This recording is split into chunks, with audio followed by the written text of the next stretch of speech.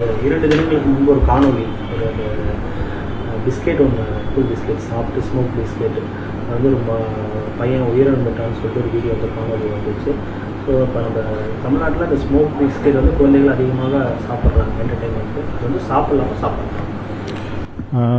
கண்டிப்பாக அது வந்து அப்படி சாப்பிடக்கூடாது. ஏன்னா முதல்ல வந்து பார்த்தோம்னா இந்த லிக்விட் ட்ரை ஐஸ் வந்து ஃபுட்டே கிடையாது, அது வாயிலே வைக்கக்கூடாது. ஃபுட்டுன்னா என்னன்னா உணவு நம்ம வாயால் எடுக்கப்பட்டு அந்த உணவு வந்து நம்ம எச்சிலில் கலந்து நம்ம முழுங்கக்கூடிய பொருட்கள் எல்லாமே வந்து நம்ம உணவாக கன்சிடர் பண்ணுறோம். எங்கள் ஃபுட் இண்டஸ்ட்ரியை பொறுத்தவரையிலும் இந்த ட்ரை ஐஸ் வந்து எந்த விதத்துலையுமே நம்ம உடலுக்குள்ளே போகக்கூடாது. அது வந்து ஃபுட் இல்லை. அது முதல்ல அது கிளியராக புரிய வச்சிடறேன் உங்களுக்கு. ஓகே, ஸோ எங்கள் ஃபுட் இண்டஸ்ட்ரியில் இது வந்து யூஸ் பண்ணுறாங்க. எப்படி யூஸ் பண்ணுறாங்கன்னா சில்லிங் பண்ணுறதுக்காக, ஃப்ரீசிங் பண்ணுறதுக்காக, டிரான்ஸ்போர்ட்டுக்காக பண்ணுவாங்க. ஃபார் உதாரணத்துக்கு சில்லிங்னா நம்ம வந்து பழங்களெல்லாம் கட் பண்ணி, சில ஊரில் இருந்து வரும் பழங்களெல்லாம் ஊர் டு ஊர் எடுத்துகிட்டு போகிறப்போ கட் பண்ணி கொடுப்பாங்க. அப்போ இந்த சில்லிங் எஃபெக்ட் கொடுக்கறதுக்காக ஃப்ரீஸ் பண்ணி கொடுத்தோம்னா, இப்போ உதாரணத்துக்கு ஐஸு போட்டோம்னா அந்த ஐஸ் கட்டியில் பட்டுதுன்னா கண்டிப்பாக அந்த பழங்களெல்லாம் வீணாகிறதுக்கு வாய்ப்புகள் இருக்குது. ஆனால் இந்த எஃபெக்ட் வந்து என்னன்னா அந்த ஐஸ் எல்லாம் ஃபார்ம் ஆகாது. சில் எஃபெக்ட், அந்த ஃப்ரீசிங் எஃபெக்ட்ஸ் அப்படியே கொடுக்கும். ஸோ தட் அதோட பழங்களோட தன்மைகள் அப்படியே இருக்கும், டிரான்ஸ்போர்ட் பண்ணலாம்.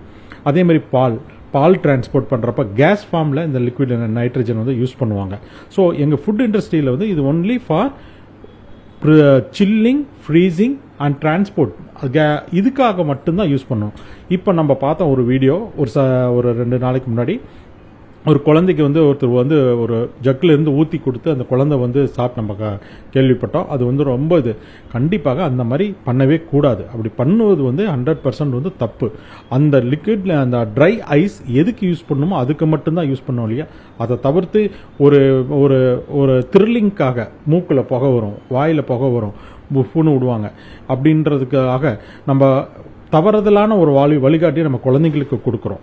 என்னன்னா அந்த பையன் என்ன பண்ணுவான், அந்த புகையை விடுறப்போ முதல்ல அது தப்பு. 2வது அந்த மாதிரி புகை விடுறான்னா அவனுக்கு வந்து ஸ்மோக்கிங்கோட ஹேபிட்டை வந்து அவனுக்கு நம்ம பழக்கிறோம். தேவையில்லாமல் நம்ம அப்பா அம்மாக்கள் வந்து என்ன பண்ணுறோம், அந்த ஸ்மோக்கிங் எஃபெக்டை வந்து அவனுக்கு கொடுத்து ஸ்மோக் பண்ணுற மாதிரி. அப்போ அவன் மனதில் என்ன பதியும்னா நாமளும் ஸ்மோக் பண்ணால் இப்படி தானே புகை வரும் அப்படின்னு சின்ன எஃபெக்டாக இருக்கும். 3வது வந்து இது கண்டிப்பாக அப்பா அம்மாக்கள் தெரிஞ்சிருக்கிறது என்னன்னா, இது ஐஸ் கியூப்ஸ் வாய்க்குள்ள போட்ட உடனே அது கண்டிப்பாக அது உயிரை பாதிக்கும். எந்த பாதிக்கிறதுக்கு நிறைய சான்சஸ், 199% அவங்களுக்கு வந்து சான்சஸ் இருக்கு அப்படின்றத உணர்ந்திருக்கணுன்றது தான் மெயின் பார்க்கணும். இப்போ நிறைய இது எங்கே யூஸ் பண்ணுறாங்கன்னு பார்த்தோம்னா கல்யாணத்துலேயும் பார்ஸ், இந்த டெண்டர் பார்ஸ் எல்லாம் வச்சுருப்பாங்க, அங்கே பார்ட்டிஸ் அந்த மாதிரி நடக்கிற இடத்துல எல்லாம் வந்து இது கொடுக்குறாங்க. சில இடத்துலலாம் ரிசப்ஷன் அல்லது வெல்கம் ஹோட்டல்ஸ்லேயே வெல்கமாக கொடுக்குற மாதிரி நாங்கள்லாம் கேள்விப்படுறோம். ஸோ அந்த மாதிரி இடத்துலலாம் கொடுத்துருக்கோம். ஸோ அதுக்காக நாங்கள் வந்து நோட்டீஸ் இஷ்யூ பண்ணுறோம். அதாவது இந்த ஐஸ், இந்த ட்ரை ஐஸ் எதுக்காக யூஸ் பண்ணணும், இப்படி வரக்கூடிய பசங்களுக்காக இது மாதிரிலாம் யூஸ் பண்ணக்கூடாது.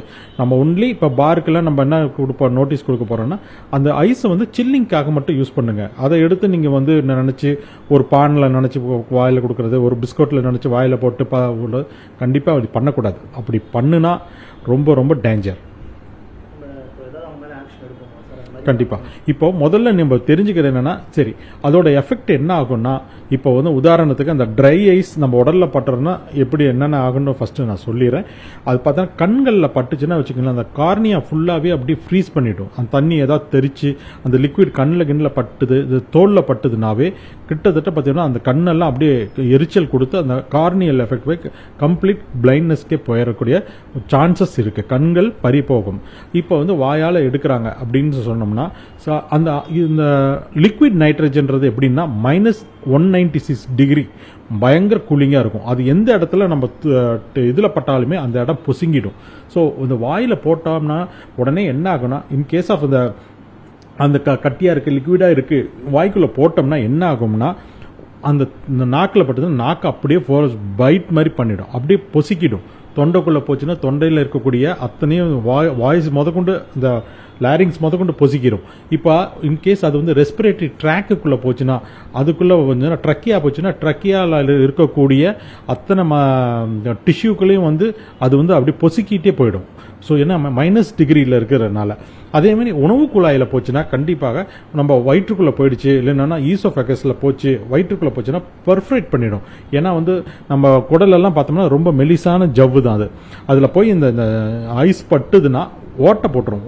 போட்டு பெரிய ஆப்ரேஷனில் கொண்டு போய் லீட் பண்ணிடும். ஸோ நம்ம இது மாதிரி கேஸ் ஸ்டடீஸே இருக்குது. இது மாதிரி லிக்விட் நைட்ரஜனை குடிச்சு வயிறெல்லாம் வெந்து போய் ஆப்ரேஷன் பண்ணி குடலெல்லாம் கட் பண்ணி எடுத்து உயிர் பிழைக்க வச்ச பெரிய பெரிய கேஸ்கள்லாம் இருக்குது. நிறைய டெத்து நடந்திருக்கு.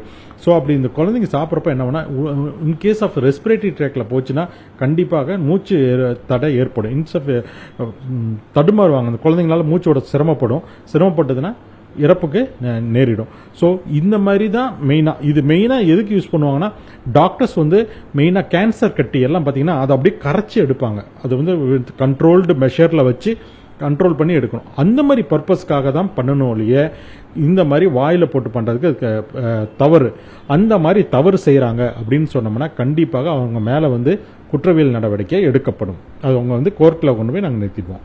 இப்போ ஏதாவது இன்ஸ்ட்ரக்ஷன் நம்ம கொடுத்துருக்கோமா சார்? அவங்க இப்போ இது மாதிரி பண்ணுறவங்களுக்கு திருமண மண்டபத்தில் பொருட்காட்சிகள் அந்த மாதிரி பண்ணுறவங்களுக்கு நம்ம ஏதாவது ஆமாம், இப்போ கொடுத்துருக்கோம், சர்க்குலரே கொடுத்துருக்கோம். ஆஃப்டர் த இன்சிடென்ட்டுக்கு அப்புறம். ஏன்னா இது இனிமேட்டு அது மாதிரி நடக்கக்கூடாது திரும்ப. ஏன்னா இது வந்து ஹைதராபாத்தில் எங்கேயோ நடந்திருக்குன்னு நினைக்கிறேன். இது வந்து தமிழ்நாட்டில் திரும்ப நம்ம வந்து சென்னையில் வந்து நிறைய இடத்துல இந்த மாதிரி கொடுத்துட்ருக்கதா கேள்வி. அவங்கள எல்லாமே இன்றைக்கி வந்து எங்களோட ஆஃபீஸர்ஸ் போய் ஐடென்டிஃபை பண்ணிட்டு இருக்காங்க.